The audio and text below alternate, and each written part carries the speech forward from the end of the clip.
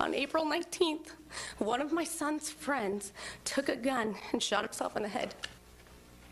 He explained in the letter why he felt that this was the only way to end his suffering. And he said that the pressure of trying to keep his schoolwork up to the grades needed to gain entrance into his target college was too much to bear.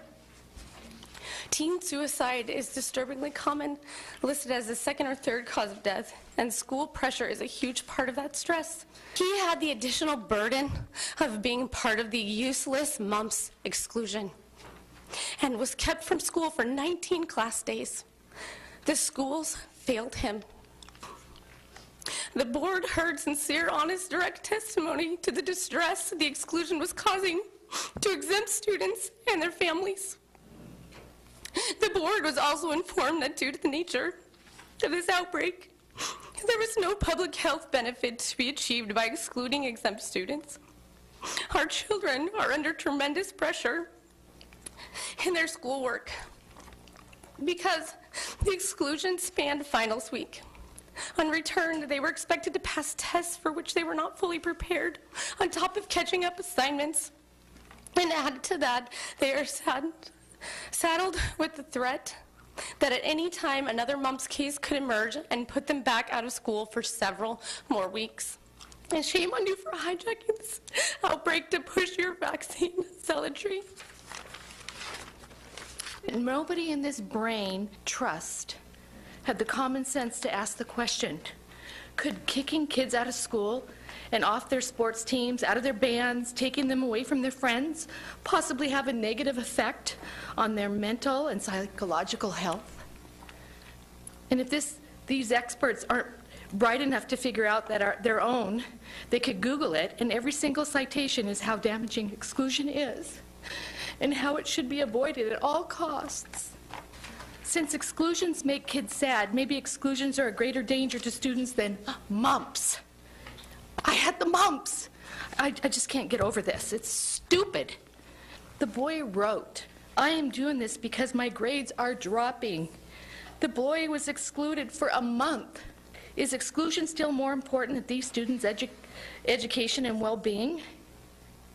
Are you going to wait for another tragedy for confirmation? You have had students and families who stood at this exact podium and tried to warn you directly how damaging exclusion is, and you ignored them. Has the health department done any assessment on how the exclusion is impacting these students? Teen suicide clusters are a CDC-recognized known phenomenon. You have placed dozens of children at high risk. These children now have this behavior to potential model. A boy died. He couldn't get into the college of his dreams because his grades dropped.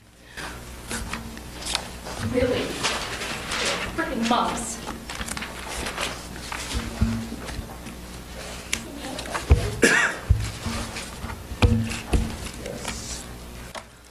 I was talking to my son the other day about the boy from U-High who had also been excluded during the mumps outbreak.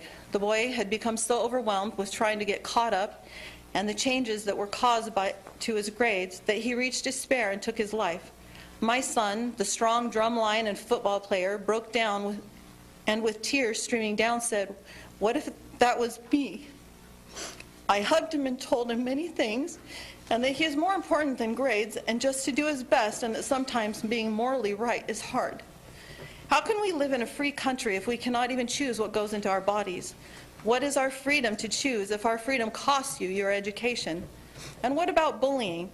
Many kids commit suicide because of bullying. Is bullying any different if you are being bullied out of school by the Spokane Regional Health Department? When a family loses a loved one, there can sometimes be consolation in the loss if it is unavoidable, or if it occurred in the service of helping others. We know for certain from his own words that this boy's actions were driven by academic failure.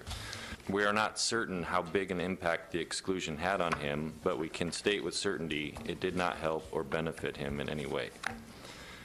If the exclusion was the precipitating factor, how important was it? Was a critical public health objective achieved? Did the boy's exclusion somehow make the school safer for attending students? No. This exclusion had zero potential to interrupt the transmission of mumps in this community. 97% of the mumps cases have been in fully vaccinated individuals. 75% of the vaccinated infections are in a specific ethnic social group who don't exempt and therefore have unrestricted attendance at school. They are infecting each other off school grounds, in social and family exposures. The same situation is happening statewide and nationwide, where almost all the cases are in this group and their close social contacts. The health department has known this all along. There was no chance of the exclusion of exempt students to interrupt an outbreak that was centered in a differing population. The true purpose of the exclusion was to harass exempting families to get them to stop using exemptions.